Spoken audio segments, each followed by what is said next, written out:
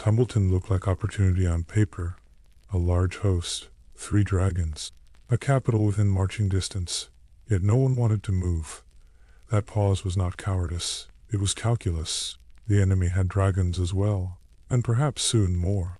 When aerial parity loomed, commanders began counting riders before they counted men, and logistics started to feel less urgent than risk. That is the first signal that dragons were not just weapons. They were a system that reset decisions. The camp even found language to match the mood. A prophecy began to circulate. When the hammer shall fall upon the dragon, a new king shall arise, and none shall stand before him. The hammer was a man's name, and also a promise. Prophecy created ambition in a shrinking army, and that pairing reveals something important. When dragons existed, men did not merely assemble soldiers. They hunted for symbols that could upgrade their claim to power. This helps explain why the field stalled, even as supplies thinned. Commanders were not simply choosing when to march. They were choosing when to commit their dragons to a meeting in the sky. What mattered here was tempo. In land warfare, the side with more roads, more wagons, and more days usually sets the pace. Dragons cracked that habit in half. A rider could cross counties in an afternoon, burn a baggage train in a heartbeat, or appear above a lord's hall before scouts finished their meal. That vertical mobility stripped routine leverage from men on foot. It also introduced a new kind of caution. If the other side could do the same, your numbers were not reassured. They were a risk pile you might lose in a minute. We have a clearer view of this system if we go back to the beginning. Aegon's conquest is usually told as a sequence of triumphs, but it reads better as a set of demonstrations. Harrenhal was the first and most instructive. Its lord believed stone could hold, because stone always had. Dragons made that logic obsolete. Accounts say Balerian's fire was hot enough to melt steel and stone. That line is precise, because it explains why walls cease to be the default answer. Once a sky threat can flow into cracks and use heat as a siege engine, the best fortification becomes a trap. Harrenhal's ruin did more than kill men. It rewrote incentives across the riverlands. Castellans heard what happened and reasoned forward. If the largest castle could be opened from above, their towers could as well. That cascade is essential to the model. Dragons did not need to conquer every keep. They needed only to show that keeps did not matter. In practice, that shifted resistance from hold and deny to avoid and delay. A playbook we will see again when we study Dorne. The Field of Fire delivered the second demonstration. 3 dragons descended on 2 kingdoms' hosts and turned minutes into the measure of battle. The raw fact matters less than what it taught. Massed troops that would normally settle a realm could not survive a concentrated blast from above. This worked because fire did something cavalry never could. It punished density, erased formation, and bypassed the time advantage heavy infantry usually gained. The battle taught rulers a simple equation. If the other side had multiple dragons, your assembled strength was the wrong shape for the fight. News traveled, so choices changed. Torrhen Stark marched south with 30,000 Northmen and found a larger host waiting across the Trident, with Balerion, Meraxes, and Vhagar patrolling the sky. He had scouts who saw Harrenhal still smoking, and he had heard of the Field of Fire. That detail reveals why his army did not clash. Torrhen could imagine his men as tinder. His decision to bend the knee was rational inside the dragon system. He protected his people by conceding before that minute of fire could erase them. We can name the system cleanly now. Dragons granted 4 layers of power at once. First, vertical mobility, the ability to skip roads, rivers, and walls. Second, destructive reach, fire and claws that beat fortification and mass in ways no ground unit could. Third, psychological dominance, the sight, sound, and rumor of dragons that pre-broke, morale and conviction. Fourth, symbolic legitimacy, proof of a right to rule, because a dragon was not just a weapon. It was a sign that a dynasty carried the fire to make and unmake crowns. Each layer shaped the others. Mobility delivered fire to where it mattered before an enemy could plan. Destruction built a reputation that traveled faster than riders. Psychology fed legitimacy, because bending the knee in the face of a dragon was not simply fear. It was public recognition that the rules had changed. The important point is not just that dragons won battles. They made many battles unnecessary. Let's walk each layer with concrete beats. Mobility first.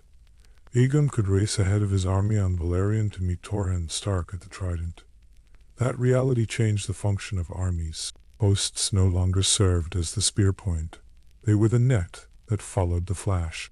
This helps explain why, during the dance, riders were dispatched in different directions, while fleets closed choke points. The sky set the agenda. The ground caught up. Destruction is the second layer, and Harrenhal remains the textbook. Fire that melts stone turns every tower into fuel. The sources also remind us that dragons use more than flame. Claws like iron, jaws that crunch plate, tails that break horses, these became part of the calculus in any close encounter. In practice, that meant even if a castle survived initial fire, a breach allowed something inside that no ladder team could match. The defender's advantage bled away the moment the vertical path opened.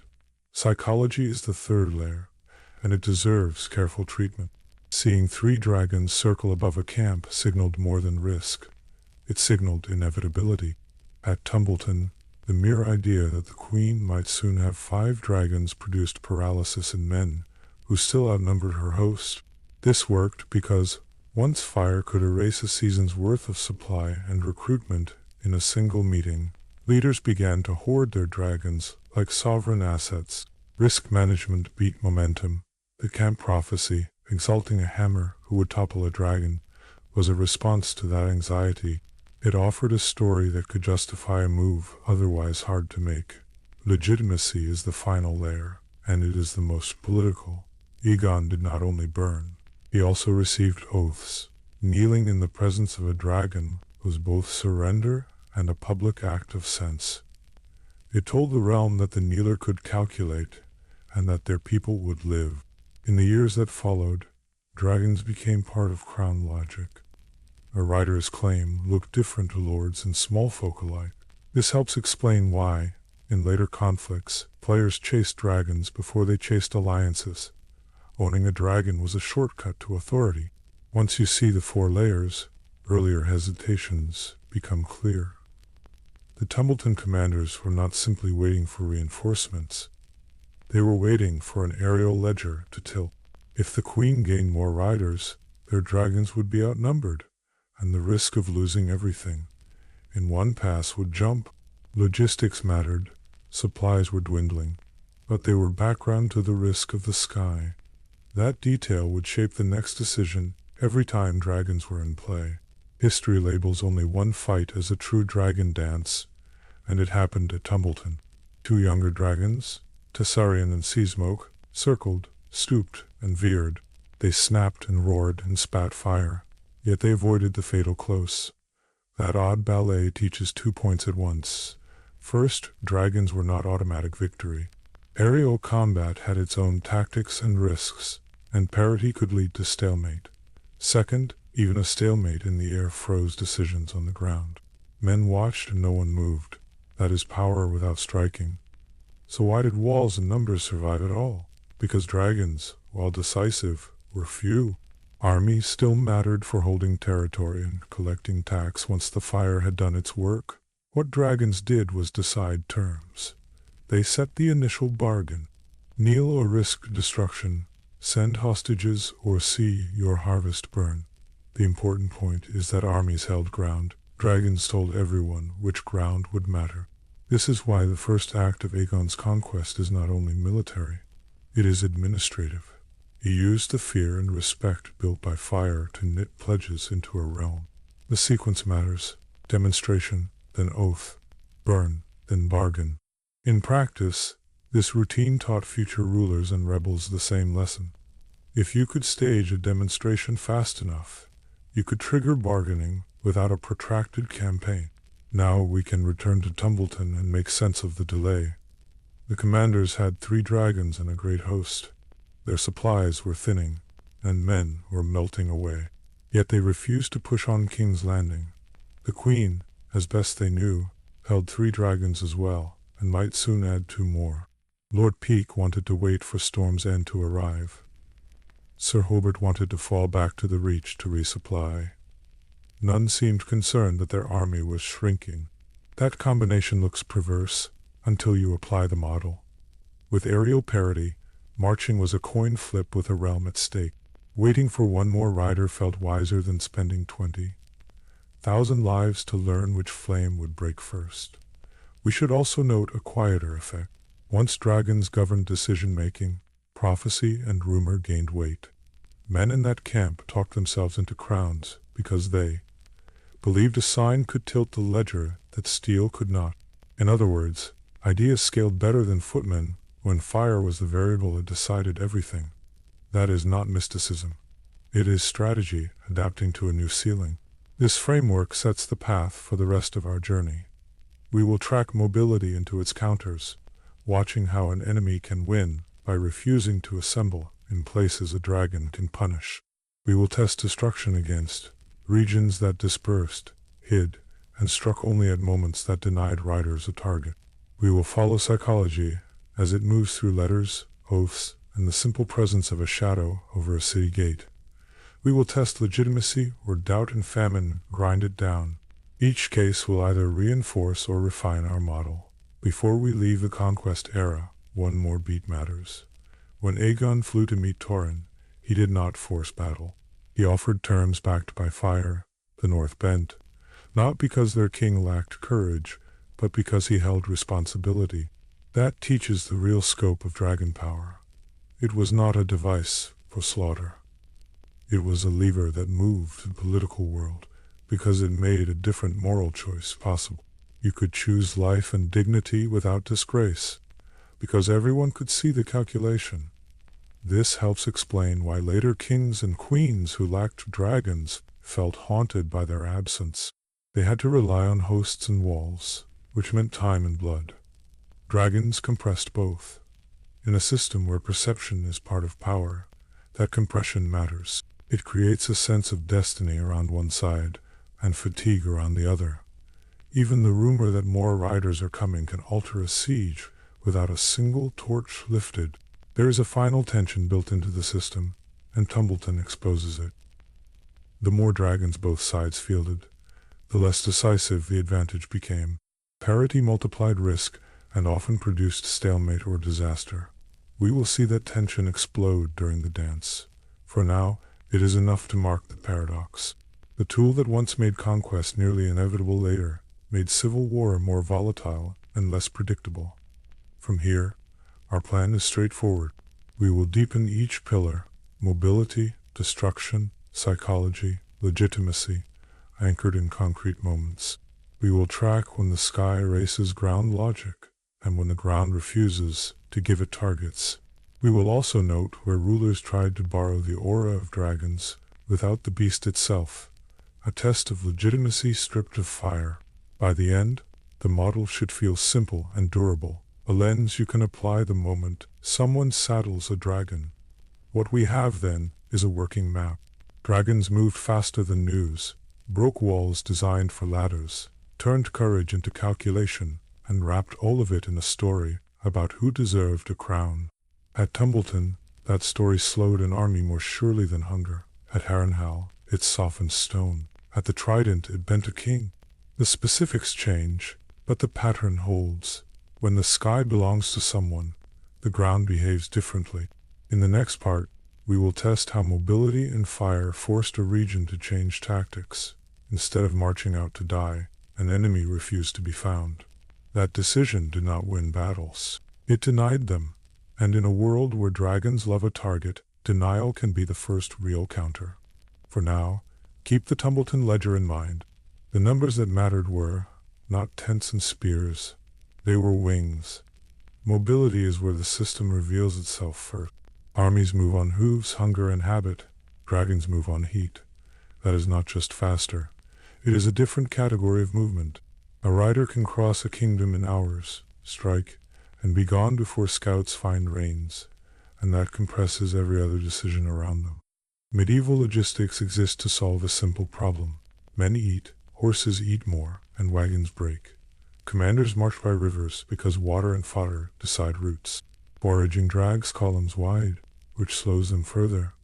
Supply trains can double the length of a host, and every extra cart magnifies risk at bottlenecks. Dragons ignore that trap entirely. A dragon rider does not wait for bridges to be thrown across a river. They do not halt at dusk because oxen need rest. They do not string their power along 5 miles of carts. The important point is not just speed, but freedom from the schedule that governs everyone else. That detail changes what targets can be reached before defenders are ready. This helps explain why the opening move of Aegon's conquest was not a march, but a landing covered by wings. With Balerion the Black Dread overhead, shore defenses that would stall ships lost their purpose. The enemy could not mass at the beach when any mass could be burned. In practice, the first line of defense failed because it could not safely form. Once inland, the same dynamic played out. Harrenhal, the mightiest castle in Westeros, did not crack to sappers or starvation. It fell to heat. Stone cannot march, and it cannot dodge fire from above. Aegon turned walls into a liability by turning them into ovens. That was not simply terror. It was logistics erased by thermal physics. What mattered here was the time it saved. A siege that would have taken months became a single afternoon of decision. Every day saved on one castle could be spent compelling someone else. That economy of force let the Targaryens fight multiple wars of compellence at once, because they were not spending whole seasons on single gates. On the open field, massed formations used to be the surest path to breaking an enemy. The field of fire taught a new lesson. Concentrated aerial fire punishes density. Shields interlocked against arrows mean nothing against heat that rolls and roars, sending horses bucking and men fleeing before the first rank is even ash. Morale breaks faster than bodies. That is not mystical. Fire eats air. Heat dehydrates throats. Smoke blinds standards. Commanders lose control when runners cannot. Breathe and signals disappear in glare. The overmatch is physical first and psychological second, and both feed back. Once a flank surges to escape, the gaps turn a formation into kindling. The battle is lost before the counting begins. Dragons also change which targets matter. Horsemen raid granaries. Dragons erase them. Sappers cut bridges. Dragons evaporate fords. A fleet that would take weeks to hunt along a coast can be pinned and burned in an afternoon, because air chooses the angle of attack. That asymmetry forces an enemy to defend everywhere at once, which no medieval host can do. Defensive math collapses under that pressure. If you must garrison ports, mills, and river crossings, but your opponent can touch any one of them today and another tomorrow, your men will always be in the wrong place. The dragon has created a whiplash problem. What seemed secure at dawn becomes ruin at dusk, and the line you thought you held was only a map line. The Targaryens used that mobility not only to destroy, but to administrate. Oaths that once required a month of slow procession could be gathered by flight. The sisters could land in a lord's yard at breakfast, and at his rivals by supper, turning momentum into legitimacy before coalitions could congeal. Political time bent under physical speed. That mattered because legitimacy is perishable. Every conquered lord is a potential rallying point for the next rebellion until he is folded into your order. By compressing the days it took to do that folding, the Targaryens reduced the window where an alliance could form against them. In other words, flight closed the conspiracy gap. The Riverlords illustrate the point. After Harrenhal burned, oaths followed not because every holdfast had fallen, but because the regional calculus had changed. If the king of the isles and the rivers could not hold the biggest castle ever built, smaller lords saw their choices narrowing. The sky turned hesitation into risk, and that accelerated submission. Even stubborn kingdoms could be reached quickly. Old Town did not require a siege to change hands. It required a visit. Aegon's anointing at the Starry Sept was a political act enabled by wings. Travel time is power when reputation moves with the rider. What looks ceremonial is actually logistical compression applied to governance. The same lens explains Torrhen Stark's choice. He had marched south at the best speed the north could manage, dragging the weight of distance behind him. Aegon did not need to match that march. He only needed to make the cost of a single decision too high. When scouts brought back news of dragons and a charred field, speed had already done its work. Economy of force follows naturally. What would usually take tens of thousands of men and a season of supply can be accomplished by one rider and one dragon in an afternoon. That releases armies to do what they are for. Hold ground after terms are set. Dragons decide where terms are set and when. Infantry secures what the fire has fixed. You can see the same pattern much later at Astapor. Daenerys stood before a system where the whip controlled the spear. A single Dracarys against Krasny's Monoclaws flipped the power structure in a heartbeat. The Unsullied turned. That was not the dragon replacing an army. It was a precise strike that unlocked one. Strategic leverage delivered at the speed of fire. This helps explain why hit-and-run raids, which are annoying on horseback, become decisive from the air. You can destroy a season's harvest without ever offering a field battle. You can turn a navy into a list of wrecks without building a counterfleet. The campaign ends when the enemy cannot feed its men or finance its pride. At sea, the vulnerability is even starker. Ships fight by line of battle and wind. Dragons ignore wind and love lines. The Battle of the Gullet showed how devastating the geometry can be. Masts burn quickly. Rigging becomes fuse work. No flotilla can brace against fire that falls from angles ballistae cannot track. Fleets become targets, not threats. Castles remain the medieval trump card only when the sky is empty.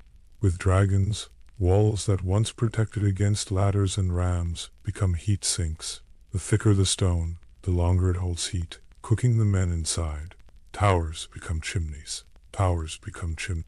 Courtyards fill with superheated air. Defenders face a choice: suffocate behind honor or open the gates to live. That physics changes how rulers plan castles. Height no longer guarantees safety. Dispersal does.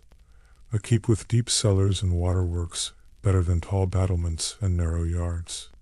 But adapting architecture takes generations. Dragons force that learning in months. Until then, old fortifications become expensive ovens when the sky turns hostile. On the march, the difference is simpler. Scouts are the nervous system of an army. When the enemy moves by air, your scouts are blind. Riders cannot see over mountains. Ravens are too slow to catch, up to a crisis that ends in an hour. That blindness forces commanders to park their hosts near safety, which concedes initiative to the side that can still choose distance. This is why Tumbleton's commanders hesitated. A shrinking army would normally need to move or starve. With enemy dragons in play, motion could mean instant annihilation if spotted. The calculus that should have forced action instead locked men in place. Dragon parity did not just threaten a battle. It jammed the decision-making loop that usually animates a campaign. Mobility also carries messages in ways marching banners never can. When a dragon darkens a town at noon, an arrival at dusk, rumor lags behind reality. Uncertainty multiplies in that gap. People overestimate where the rider will strike next. That psychological fog forces defenders to spread thin, which is exactly the precondition a precision strike exploits. Yet the system does have inputs. Riders need rest and dragons no hunger. Weather can ground wings, but those constraints still leave a tool that outruns any countermarch. In practice, the limiting factor is not calories, but targets. Take away targets, and the dragon's speed stops mattering. That is the seed of the Dornish answer, which we will examine later. For now, notice how mobility pairs with selectivity. A commander with one dragon can act like he has 5 small armies, because he can touch 5 different problems in a week. A commander with 3 dragons can behave like a state. The sisters could be at 3 horizons in a day. That is why their enemies could not predict which front mattered. Compare that to traditional campaigning. If you want to force a king to terms, you normally pin his army or starve his lands. Both take time, and both give him time to gather allies. Dragons invert that tempo. You burn the fleet that would carry his friends. You torch the bridge his ally must cross. You take away his options faster than he can announce them. This speed even changes negotiation. Threats that would sound like boast become credible policy when you can demonstrate them on demand. Swear it today, or see your granaries tonight, is an impossible ultimatum without wings. With wings, it is policy. Legitimacy follows power that keeps its promises, even when the promise is ruin. You can hear the fear of losing that edge in Marine. Barristan Selmy weighs his trust in freedmen, sells words in Unsullied, and then points to the dragons. Two cannot be controlled, a third may be lost. That detail reveals a logistical truth about dragons themselves. They are not wagons, they are partners. Lose control, and the system reverts to ordinary time. Quentin's attempt to seize that time illustrates the cost of misunderstanding. He assumed blood was a key that would open a lock. Instead, he stepped into a room full of broken chains and living fire. The lesson is blunt. Air power without control is not a tool. It is a weather event. You cannot schedule weather against a rival's granary. When the sky is yours and the bond holds, the toolbox is broad. Strategic interdiction, punitive demonstration, rapid redeployment, and administrative sprint all come from the same source, vertical mobility. Each reduces the window for the enemy to solve the problem you created. Each compounds the next. That is why campaigns end earlier than they seem to start. And because you do not need to stage long sieges, you can wage parallel compellence. One dragon pins a lord by threat. Another burns a fleet to ash. A third visits a great house to collect oaths and sons as hostages. The point is not slaughter, it is focus.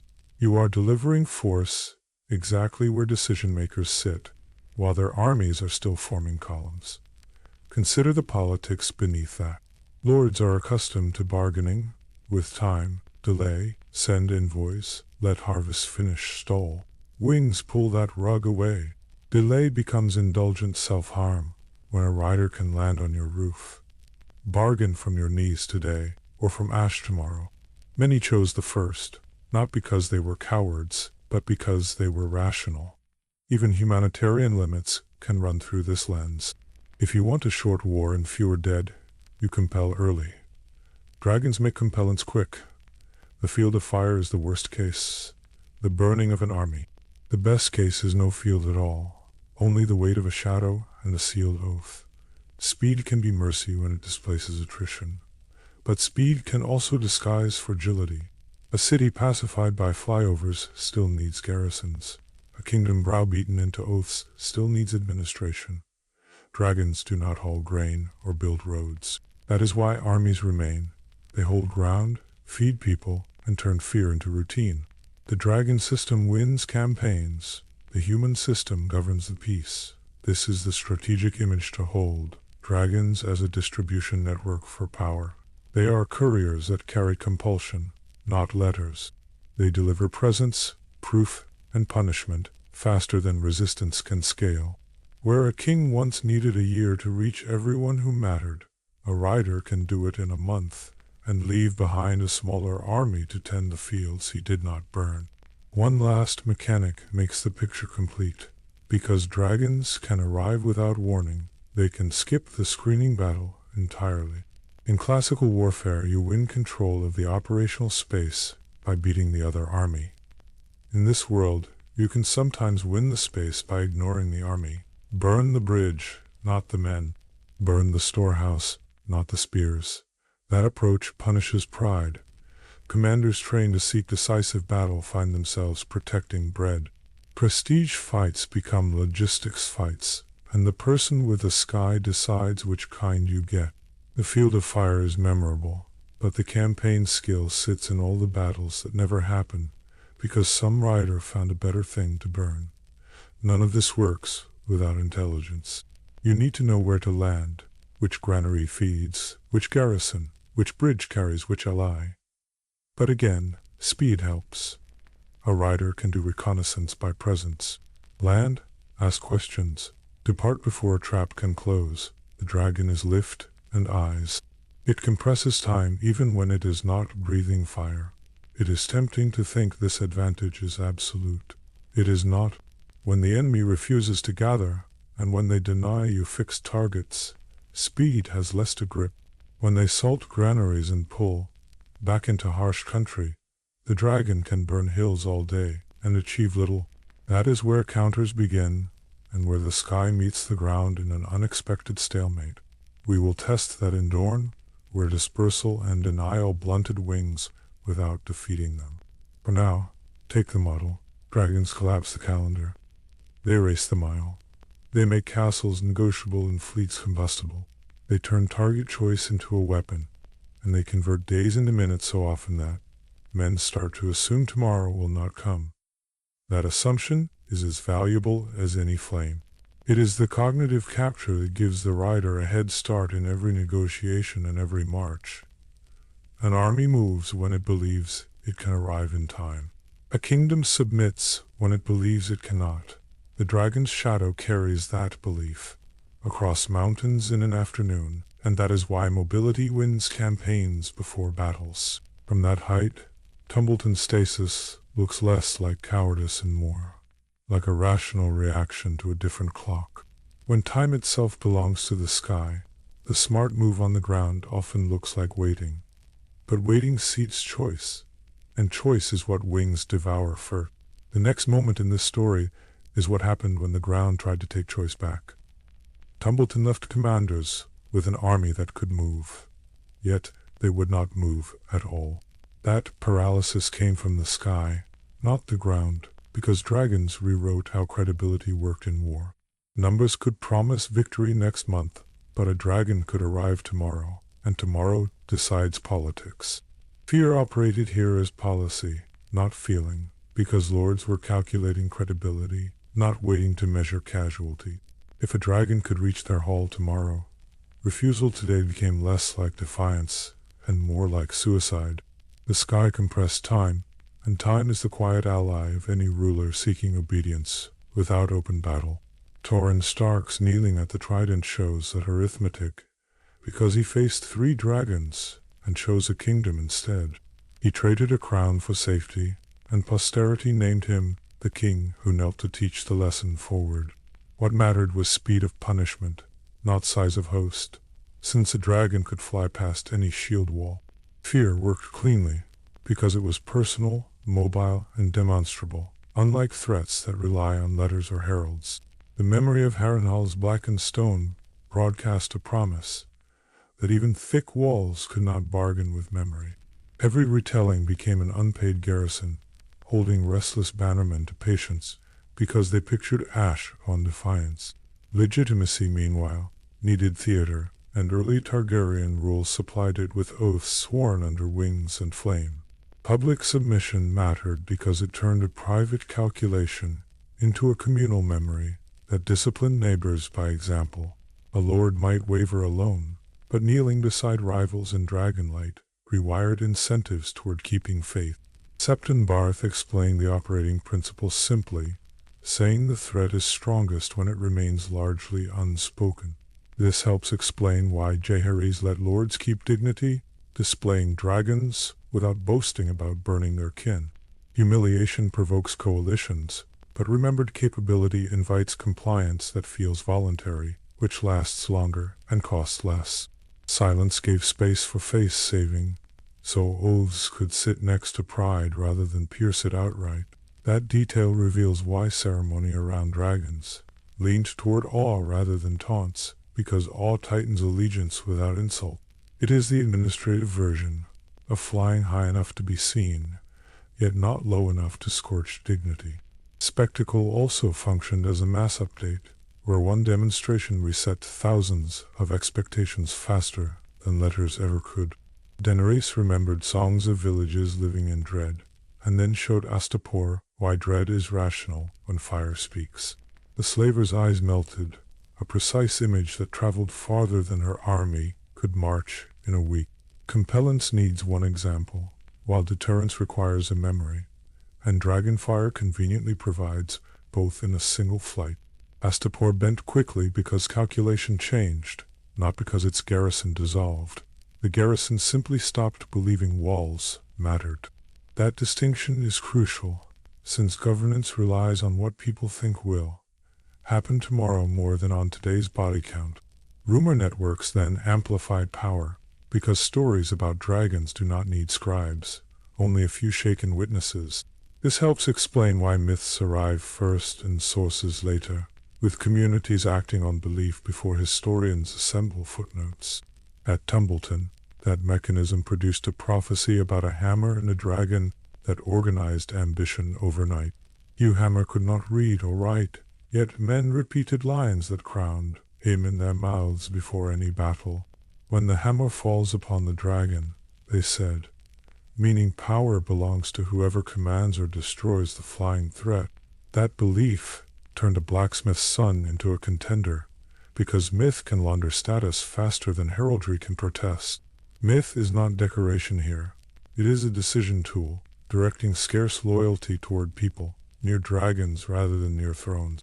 Ambition recalibrates under that rule, so aspirants hunt for eggs, horns, or riders before they bother counting potential levies.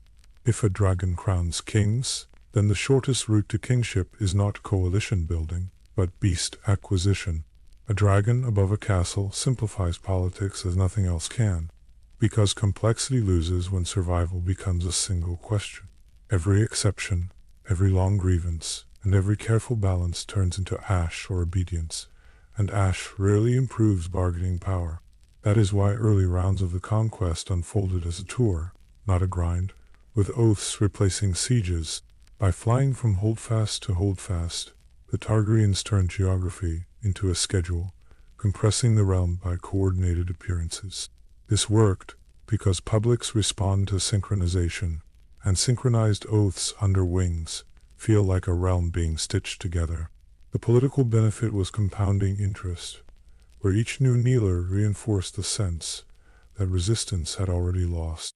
That synergy between movement, spectacle, and fear meant fewer battles and lower taxation, which brought additional legitimacy in peacetime. Subjects will tolerate power that stays affordable, and dragons, paradoxically, make affordability plausible by shortening campaigns dramatically. An army demands seasons. A dragon asks for a saddle, a sky, and a story that everyone already knows. Without dragons, the work of ruling becomes granular, because authority must be manufactured daily through favors, threats, and payments. Tyrion understood this grind in King's Landing, where appeasing one faction angered two others, and debts multiplied like weeds. Coalition rule is a bicycle that falls when it slows, and fear without wings requires constant pedaling to stay upright. By contrast, a visible dragon is like gravity, steady and everywhere, so rulers spend less energy pulling mavericks back home. One clear consequence is budgetary, since bribes shrink when obedience rides on credibility rather than coin. Another consequence is moral, because people call submission loyalty when the alternative looks like pointless death upon burning stones. Ambition followed the flame, and the dance showed how quickly the market for crowns adjusted to dragon availability. Dragon seeds mounted beasts, and overnight became instruments of policy, because the mount mattered more than the blood in their veins. Hugh Hammer exemplified this recalibration, turning proximity to Vermithor into status that outpaced the credentials of older houses. Yet that same recalibration thickened uncertainty at Tumbleton, where 3 dragons faced 3 dragons, and math lost its comfort. Commanders sat upon a shrinking host and argued for delay, because aerial parity cancels numerical advantage, like salt in stew.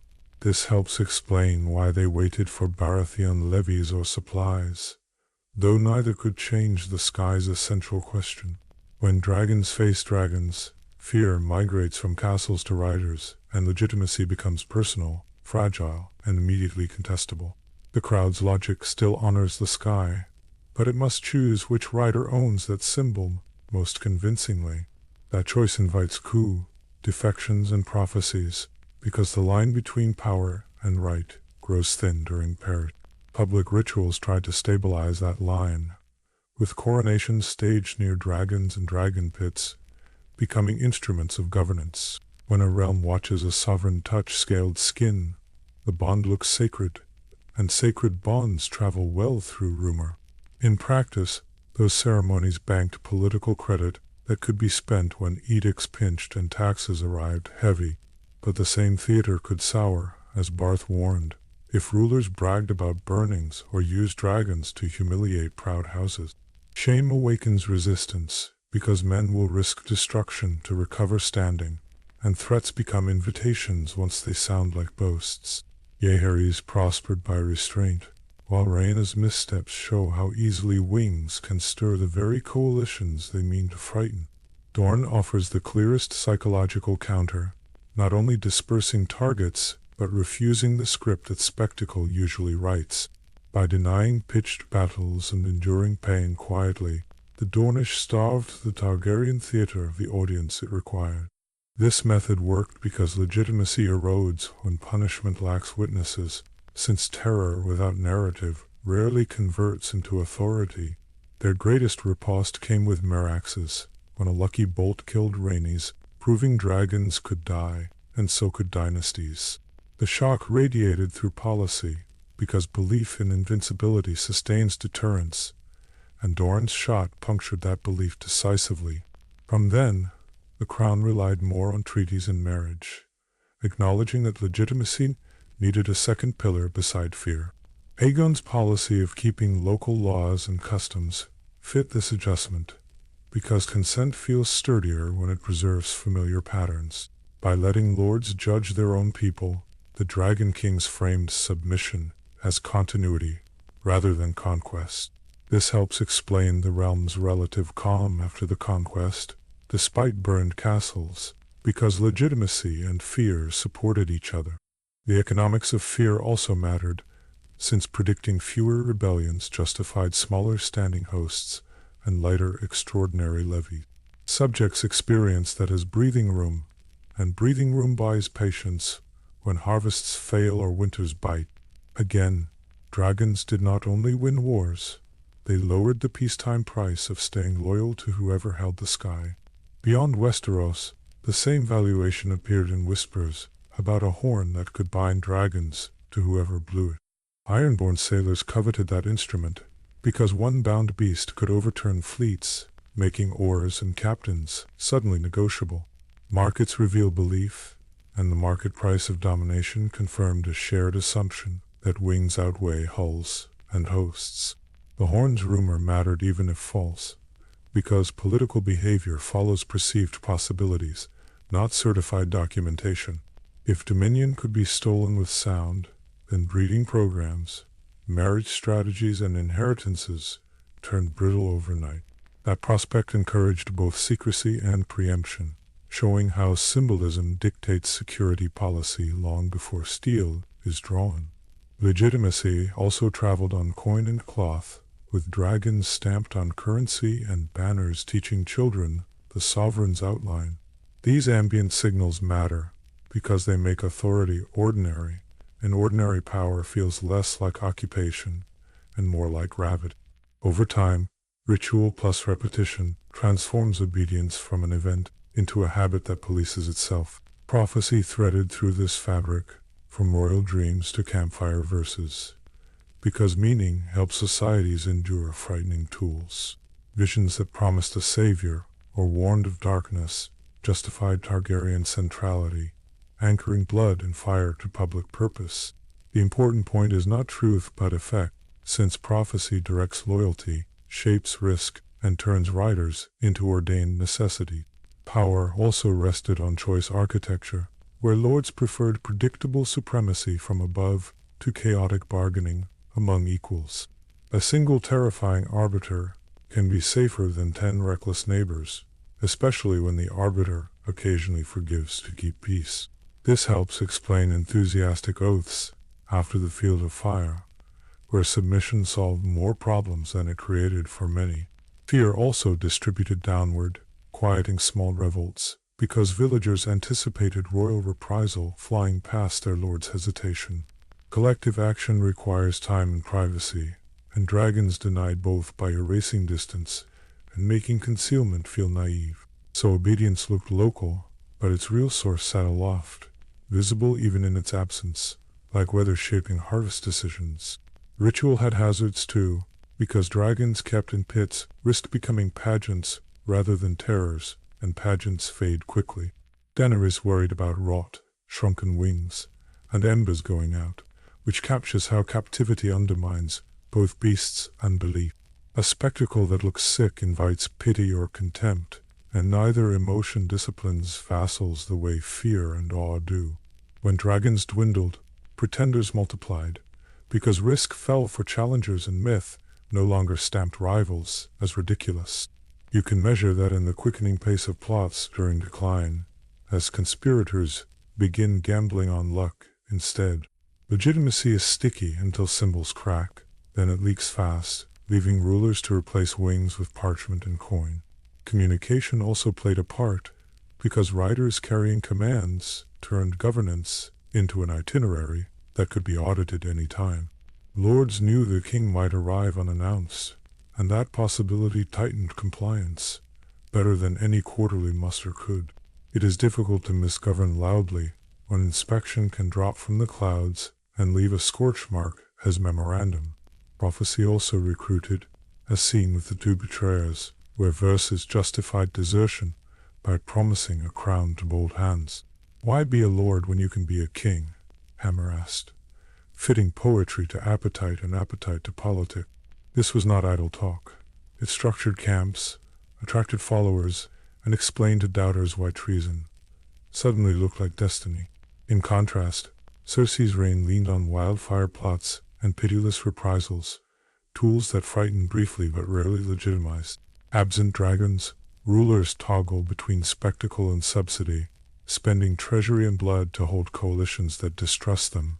That treadmill encourages corner-cutting, and corner-cutting breeds scandals that eat authority faster than new edicts can replace it.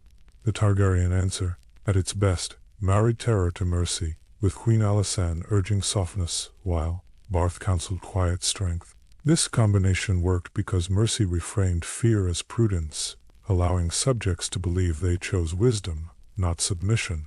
When rulers honored dignity, oaths matured into habits, and those habits outlived immediate threats, sustaining rule through lean years. Together, psychology and symbolism turned occasional flames into daily order across the realm for generations. They made obedience rational, then respectable, and finally traditional, which is the glue of governance. Next, we test that glue against parity, famine, and the Dornish refusal to perform obedience. Dorne answered the dragon not with a battle, but with absence.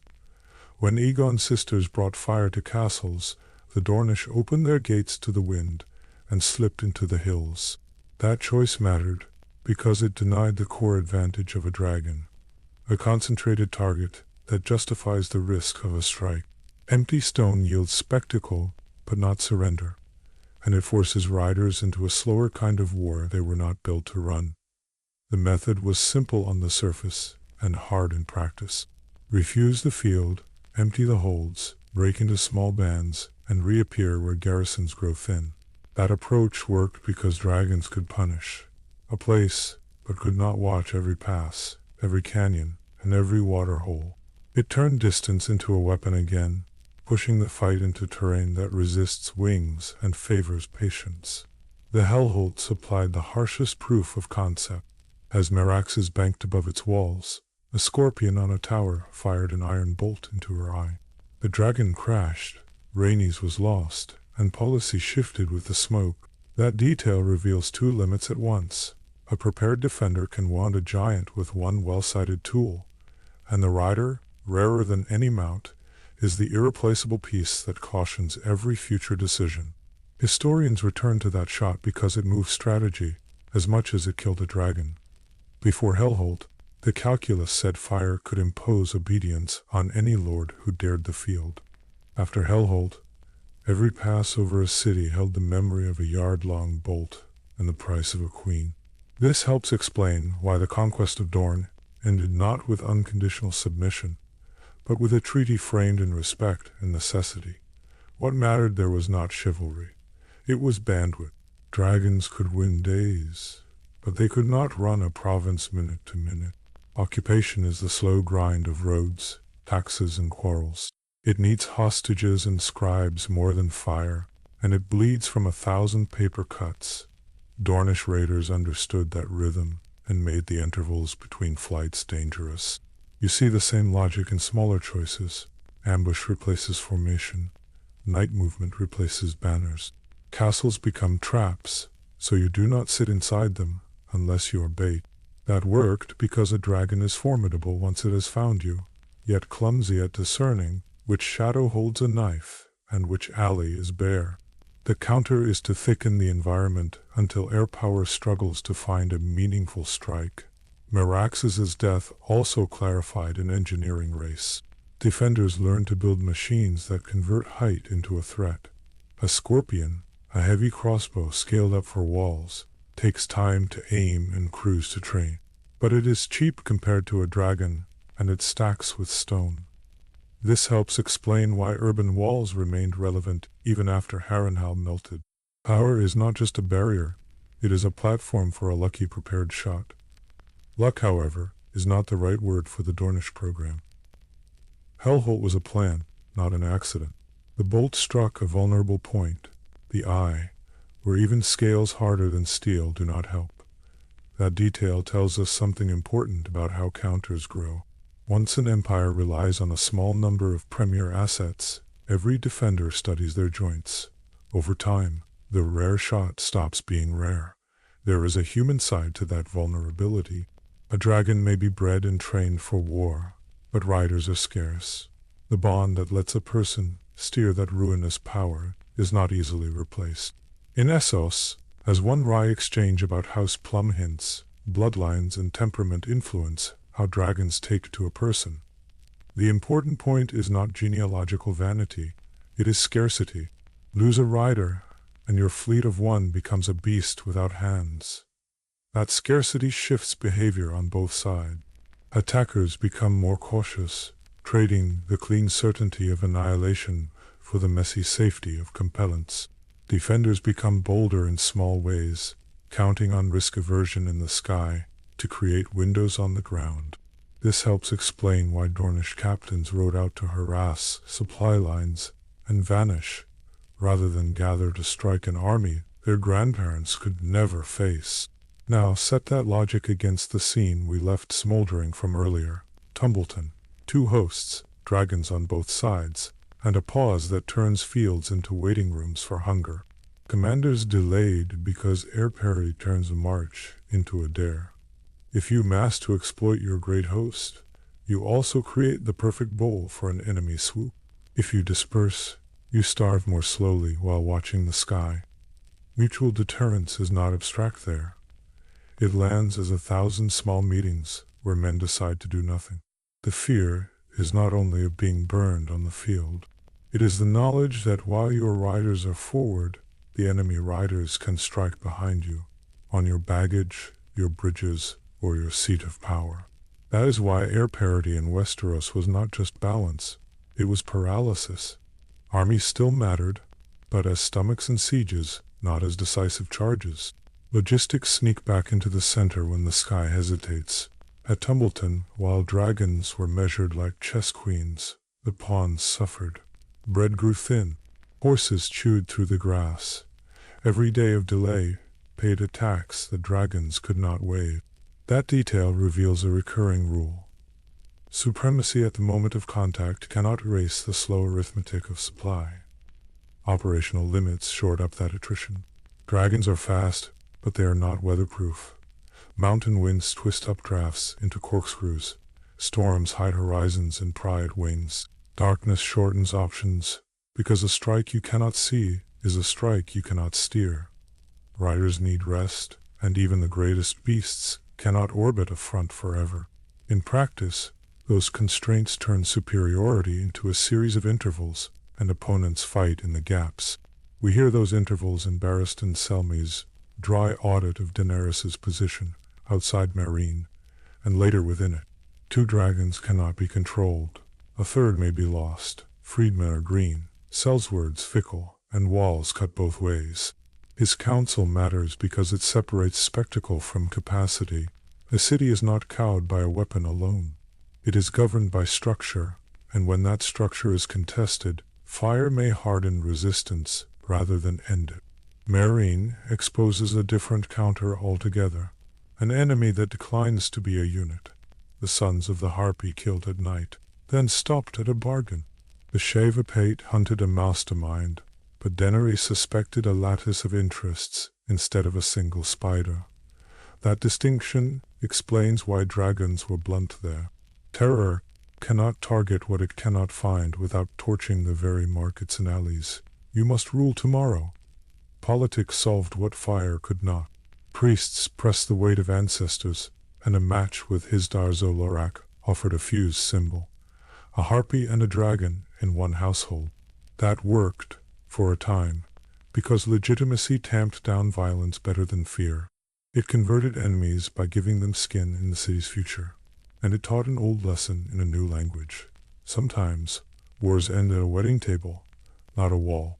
If Dorne wrote the textbook on dispersion and patience, Meereen assigned the chapter on consent. In both places, the logic is the same. A dragon over a city is a threat and a promise. If it strikes, it wounds the thing it wants to keep. If it only circles, it is a spectacle, and spectacles decay. The counter is to keep moving, keep hiding, or keep talking. Anything that avoids the clean line of a single decisive moment. This is where the occupation problem looms. A dragon can open gates. It cannot audit coin, adjudicate feuds, or teach officials to love a new law. Those functions sit at room temperature, where insurgents excel. The important point is not that dragons fail. It is that their success raises the slow questions faster than any army would. If you do not have the governance answer ready, your victory writes an invitation to 1,000 knives. Walls also change role under this pressure. In the opening century of Targaryen rule, massive fortifications felt obsolete under a Black Wing's shadow. Dorne showed they were evolving, not dead. A wall blocks an army, a wall arms a city against the sky. Put a scorpion on a tower, drill a crew that sleeps and shifts, and you gain a coin flip that riders cannot safely ignore. Multiply that by 10 towers, and flight plans grow cautious. That caution compounds across the theater. On every castle, dot on the map is a potential eyeshot. Riders fly higher, straighter, and shorter. This helps explain why anti-dragon artillery, even when ineffective most days, still paid for itself. It forced the air war into predictable corridors, which is exactly where ambushes happen, and exactly when ground forces can slip elsewhere. The scarcity of riders deepens the restraint. Dragons are hardy, riders are a generation's choice. The bond takes time to grow, and training has a human speed. Lose one, and you do not replace that competence by decree. That reality made every siege calculus feel heavier. The Lord might ask, is this gate worth a queen? More often than not, the answer bent towards sanctions, hostages, or compromise. Weather, walls, dispersion, and politics, none of these would have saved Harrenhal in its hour. That is the hard clarity of this system. In an open field or a stubborn keep without plan or platform, dragons decided. But the counters remind us that most wars are not one day. They are months of attrition where the attacker must remain right all the time, and the defender only needs to be right once in the right tower. Notice how time keeps reappearing as a weapon against wings. Dorne lengthened the war until air powers burst, could not cover all fronts at once. Tumbleton lengthened the pause until grain began to matter more than valor. Meereen lengthened governance until spectacle wore thin. That pattern helps explain why dragons were decisive on entry, but conditional in occupation. Speed wins moments. Systems win seasons. When both sides own the sky, the system tips into stalemate or spiral. At Tumbleton, deterrence pinned riders to each other like dueling magnets. Strike here, and risk a strike there. Hold back and starve. That dilemma forced commanders into measures the dragons could not solve. Foraging missions, convoy guards, and quiet emissaries. The sky was the headline, but the footnotes decided who still had bread by winter. The undercurrent is psychological, and it cuts both ways. Fear can empty a castle.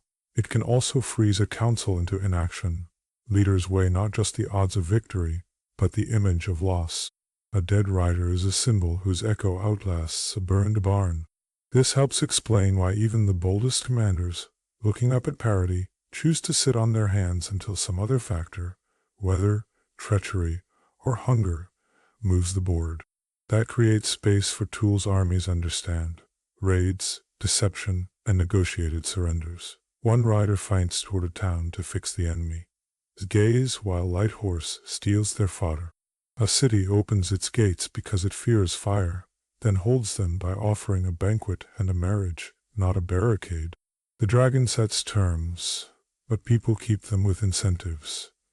The counter is to work on that second layer while distracting the first. There is a subtle counter inside religion and rumor as well. In Meereen, priests argued that prophecies would be fulfilled if bloodlines fused. That kind of claim absorbs a dragon's aura and turns it toward continuity rather than shock. It works because power that feels ordained is easier to accept than power that feels contingent on a rider's next breath. In practice, that moves the fight from streets to ceremonies, where killing becomes self-defeating. Even in such spaces, risk never leaves the calculation. A marriage can stop a murder campaign, yet it can also bring new factions to your table who expect rewards you cannot give. The sons of the Harpy paused under a bargain, not a bonfire. That detail matters because it shows how counters to the dragon are often counters to fear itself. Offer an alternative future, and some enemies will choose it over hiding on a roof with a knife.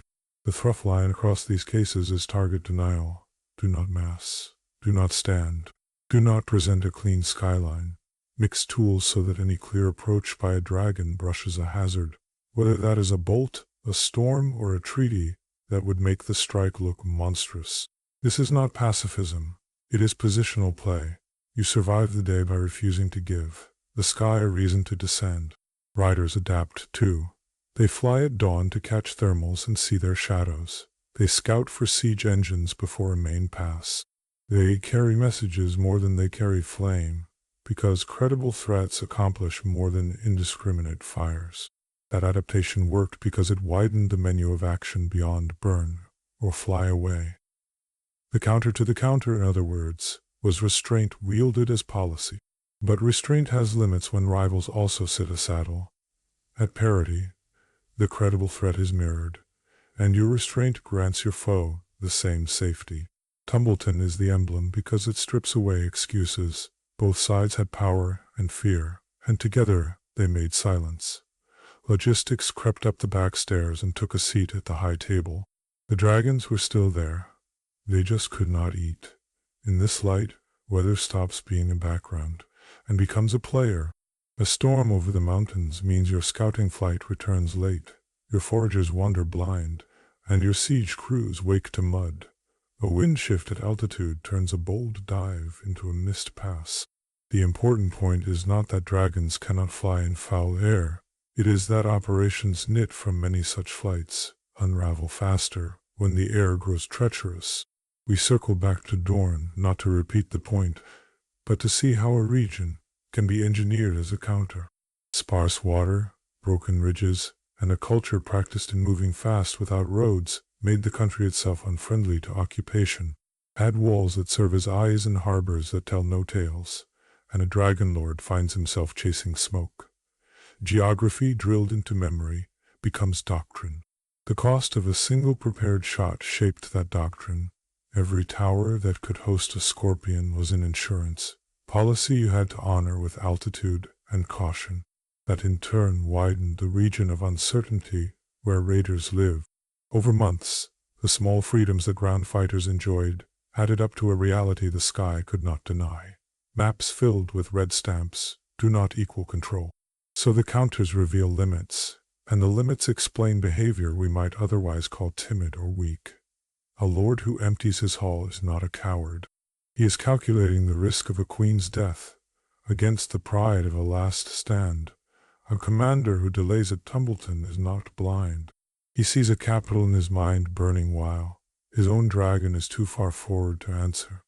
What follows from this is a practical takeaway. If you cannot beat a dragon, do not present the shape of defeat. Fight where the weapon is clumsy.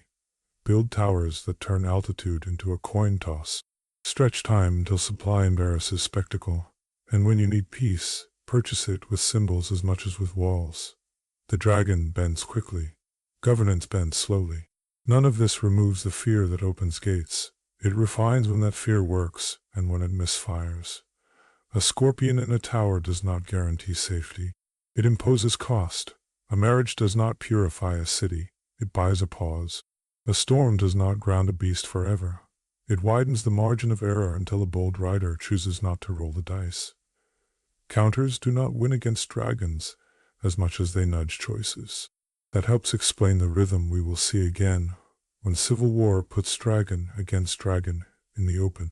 The strongest airframe in this world is still a living creature with a human on its back, flying above people who know their allies better than any map. Weather walls and a refusal to stand still do not dethrone the sky. They teach it manners, and manners, under pressure, become strategy. With those limits marked, the board looks different.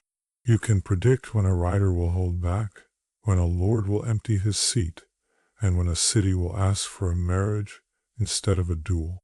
You can also see why hesitation at Tumbleton was rational, not cowardly. Numbers mattered, yes, but only when the sky was willing to commit. When it would not, the oldest forces in war took over: bread, roads, and time. At Tumbleton, commanders sat on a great host and 3 dragons, and still would not march. The reason was not cowardice. It was parity. When the sky can answer fire with fire, numbers on the ground stop predicting outcomes, and hesitation starts to look like prudence. What mattered here was the shift in incentives created by dragon seeds, the low-born riders who proved that a saddle could outrun a surname. In a feudal system, power is supposed to flow through lineages, offices, and oaths. Once men can climb straight onto a dragon, the path to authority no longer runs through a lord's hall, and the chain of command begins to bend around whoever owns the next flight. The 2 betrayers at Tumbleton embodied that bend. They had changed sides, now sat astride great beasts, and crucially, refused to be used as cavalry by anyone else. Commanders in camp argued through options like normal generals do, but the decisive assets were busy pricing their own futures. That is how strategy loses coherence under proliferation. Source lines from the camp capture the paralysis. They had a great host and 3 dragons, yet the queen had 3 as well, and might soon have 5 once Prince Demon returned with nettles. Lord Peake preferred to delay until Lord Baratheon brought more strength. Sir Hobart argued to fall back to the Reach to feed men and mounts as supplies dwindled. Delay felt safe, but time was quietly savage. The army was shrinking every day, melting away like morning dew as men deserted with plunder to make the harvest. That detail reveals how air parity punishes stasis. When commanders wait for a better ratio in the sky, the ground erodes beneath them.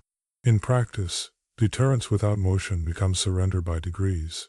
Ambition made the waiting worse. One of the betrayers, illiterate but newly crowned by his closeness to the flame, told the men around him, "Why be a lord when you can be a king?"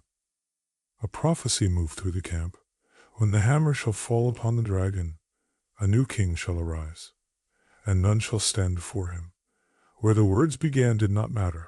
What mattered was that they spread. Prophecy worked here as an accelerant for self-interest.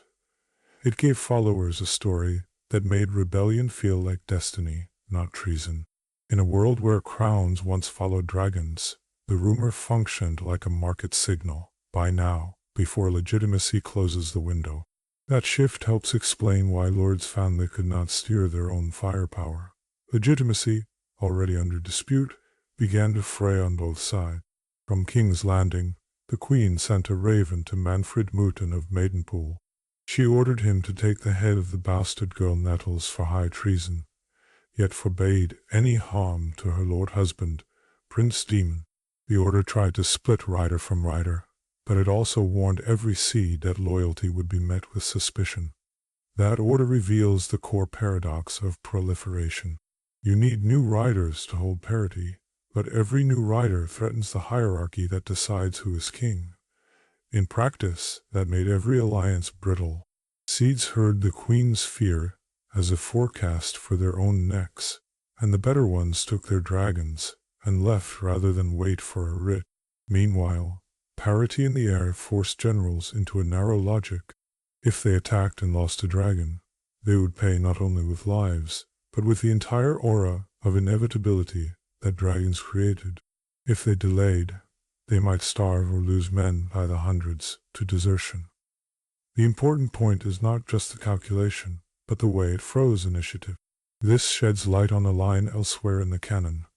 Tyrion hears that a Targaryen princess has hatched 3 living dragons, 2 more than even a Targaryen should require. That offhand thought charts the usual curve of dragon advantage: 1 to compel, 2 to deter, 3 to end arguments. In a civil war, though, mirroring that trio on both sides does not double strength. It cancels certainty. Cancellation drove politics toward plunder. Tumbleton would be sacked in the scramble that followed, a move that fed one day's appetites and bankrupted the cause's legitimacy. Cities are where taxes, grain, and reputation live. Burning them when you already fear supply loss is like opening your veins to chase a sprint. You may win the street and lose the season. Proliferation also changed where dragons died. In the Conquest, riders chose where and when to devastate. In the dance, dragons fought dragons over fields, towns, and even inside the capital, where mobs and stones and spears joined the fight. Concentration risk turned visible. Beasts bred as strategic weapons were, consumed in tactical brawls they never needed to fight in earlier wars. Back at Tumbleton, the debate over marching disguised a deeper admission. Neither of the 2 betrayers seemed eager to help Prince Daeron press an attack on King's Landing, because attacking would force a decisive test in the sky. They preferred to wait for better odds, or for a bargain that paid them closer to their imagined crowns. That preference is the market logic of air parity. Food shortages tightened the vice. Ser Hobas called to fall back to the Reach to replenish. Fast dwindling supplies was not cowardice. It was the arithmetic of a campaign stuck under its own deterrence. Yet falling back with dragons traveling overhead signals weakness to friends and prey to enemies. Men who join for plunder do not love long supply marches. By then, oaths meant less and paydays meant more. Armies shrink in spirit before they shrink in size, and Tumbleton had both. The king's promise and the queen's fury reached the rankers as future risks, not present rewards. In that climate, a prophecy and a purse could outweigh the memory of a lord's feast. The chain of command cracked along predictable seams. Who owns the sky decides when armies move, and when sky owners are many, movement becomes negotiation. Lord Peake could want Baratheon spears. Sir Hobart could want bread, but the betrayers could want crowns, and the entire host waited on their calculus. That tells us why dragon monarchies fear succession fights more than invasions. And while commanders haggled, the enemy's deterrent grew. Camp Whispers said the queen had 3 dragons, and might have 5 once Daemon returned with Nettles. The rumor alone reshaped choices. Even without new fire, the expectation of new fire freezes plans. This is another way parity eats time. A possible reinforcement can paralyze a real army. Collateral collapse followed in stages familiar to any long war. Sacks discredited claims to protect the realm. Foraging hardened into theft and then into banditry by deserters, who carried off both supplies and stories about commander weakness. Each loss of a dragon, whether to another dragon or to a cornered city, echoed further than a slain regiment ever could. The strategic outcome of this logic was baked in. Dragons killed dragons. Riders turned on riders. By war's end, the population that had made resistance irrational was shattered. The dynasty kept the throne, then lost the shortcut that had sustained the fear aura surrounding it. That loss did not just change battles, it rewrote negotiation tables for a century. This helps clarify the systemic lesson. Dragons centralize decisive power so tightly that succession disputes become existential, because any rival who survives today can overturn everything tomorrow. When many can fly, few can rule for long, not because they are weak, but because the tool that secures the crown also arms the challenger. Tumbleton's commanders, sitting on 3 dragons, refused to march because they saw that truth clearly and early. They were not outnumbered, they were offset. They also misread the cost of waiting, because desertion and hunger were not conventional losses. They were signals that the very social contract holding the host together had expired under the weight of competing riders. Our framework makes the failure legible. Mobility was checked by fear of losing irreplaceable mounts. Destruction still existed, but collateral costs now undermined legitimacy faster than they won territory. Psychology no longer flowed downhill. It ricocheted within camps, inflating ambition and deflating obedience. Legitimacy, which dragons had once sanctified, began to look like spoils. The last move in this chain was inevitable once the number of riders rose.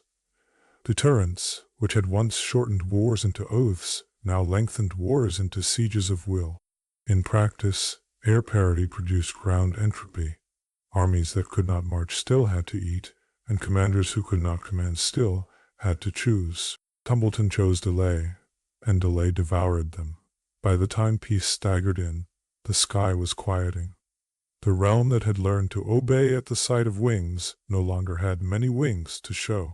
From then on, kings would have to rule with the slower tools: marriage, law, garrisons, and grain, and find ways to restore awe without promising fire. Next, we turn to this broken system and ask a forward question. If dragons return in numbers to a fractured political landscape, what stops the dance from repeating? The answer depends on whether rulers can separate the spectacle of the tool from its succession trap. It also depends on whether any new counter, whether a horn, a doctrine, or a treaty, can bind the sky to rules the ground can live with. At Tumbleton, commanders sat on strength and would not move, because the enemy owned the same sky. That picture is our hinge. It tells us dragons were never just bigger weapons. They were a complete system that rewrote time, space, and consent. To close this story, we can assemble that system cleanly. Mobility set the deadlines. Destruction made those deadlines credible. Psychology carried the message between visits. Legitimacy turned compliance into order. Then we will place the limits beside it, because the counters explain the rules as clearly as the victories. Start with speed. A dragon collapses distance in a morning's flight, so the usual constraints on marching, foraging, and siege do not apply. That speed gives a rider interior lines, the ability to appear where enemies have not yet coordinated, then vanish before a counterweight forms. In practice, that meant coalitions could be forced into bad choices early, fight piecemeal under smoke, or scatter, and concede the countryside while waiting for a safer day that might never arrive. That was the logic of the Conquest in its briskest moments. One rider could visit 3 keeps in a week and make each lord believe he would be next. The important point is not the flames themselves, but the tempo they imposed. Before banners could assemble, oaths were taken under wings, and by the time an opposing host finally gathered, the map had already changed beneath it. A quiet lesson from a Sivas board makes the same point. A seasoned player told a prince, "Your dragon is too far away to save you. You should have moved her to the center." That counsel explains aerial war as well as a game. Position decides possibility. A rider who keeps to the center of action can strike outward and return, while a distant dragon, however strong, becomes an afterthought that arrives after the decision. Destruction is the companion to speed. Dragonfire reduces the prestige of stone, which had been the guarantor of patience in Westeros. Harrenhal did not only fall, it demonstrated that height and thickness could not bargain with heat. That detail reveals why field armies broke under shadow even before the first pass. Walls and pikes exist by time. Fire takes time away. In Astapor the image is brutal and simple. Ash and bone is Astapor, and ash and bone its people. That rhyme is memory made public.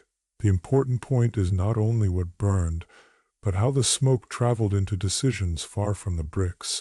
Once the world believed that a rider would drown cities rather than leave strangers to chains. Every council weighed that possibility against pride and profit. Fear did real administrative work. A dragon circling once can replace 1,000 messengers, because fear compresses debate. Oaths sworn beneath wings bite harder than writs, since breaking them means more than fines or a season in a cell. That helps explain why conquests secured by fire often saw fewer pitched battles afterward. The message lingered in the air, and the space between visits filled with compliance. Legitimacy braided itself through all of this. Myths and prophecies crowned riders in imagination before their banners arrived, so ambition tilted toward serving rather than resisting. Even the rumor of dragon blood could bend perceptions, as one sellsword learned when an old hand teased out why the queen's dragons took to him. That exchange matters because belief changes the cost of rule. If people think a rider belongs on a throne, fewer bargains are needed to make taxes arrive on time. Expectation also moves pieces. A courtier promised a would-be king that a mother of dragons would rush across the world to rescue kin, because rescuers rescue. That story made men act long before any sails appeared on the horizon. Then came the quiet sting on the board. Trust no one. The lesson is that legitimacy is narrative plus proximity. When the dragon is far, myth can be gamed. When the wings arrive, myth hardens into power. Now the limits. Dorne wrote the clearest manual on surviving. Dragons, without beating them in the field, do not present a target. Do not mass where fire pays. Sit behind heat-proofed walls where you can. Melt away when you cannot, and make every reprisal produce more enemies than it kills. The scorpion bolt that killed Meraxes and Rhaenys was not just a shot. It was doctrine condensed into a lesson. Altitude is not invulnerability. Weather adds a quieter constraint. Storms ground riders and stretch timetables back toward the pace of hooves. That helps explain why even fear can fade between seasons, and why local lords learn to move when clouds move. Mobility is powerful, but it is not perpetual. Slaver's Bay supplied the urban counterpoint.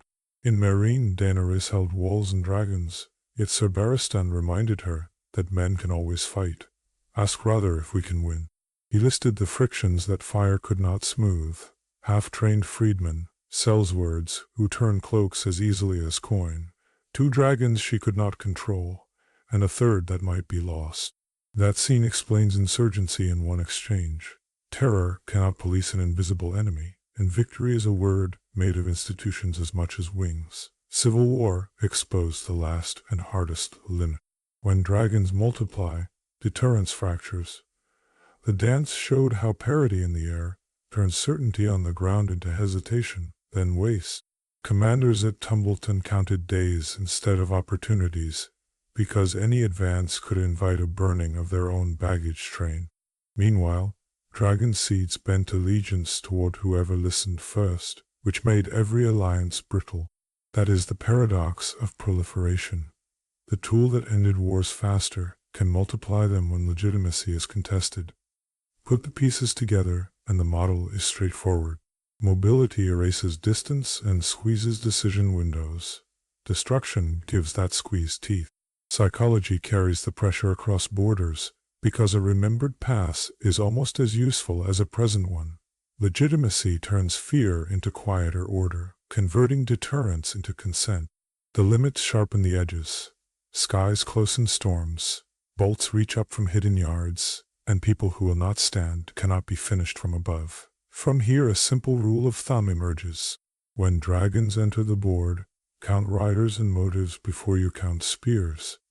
Ask who can be struck tomorrow morning, not who can be beaten in a month. Ask who believes the story of the crown, because belief lowers the price of obedience. and ask who refuses to present a target, because refusal trades pain now for leverage later. That checklist predicts behavior more reliably than head counts ever did in the ages of fire. Test it quickly across the cases we have traced. In the Conquest, 3 riders with free movement forced a continent of hosts into rapid oaths, because they could strike anywhere before a grand alliance formed.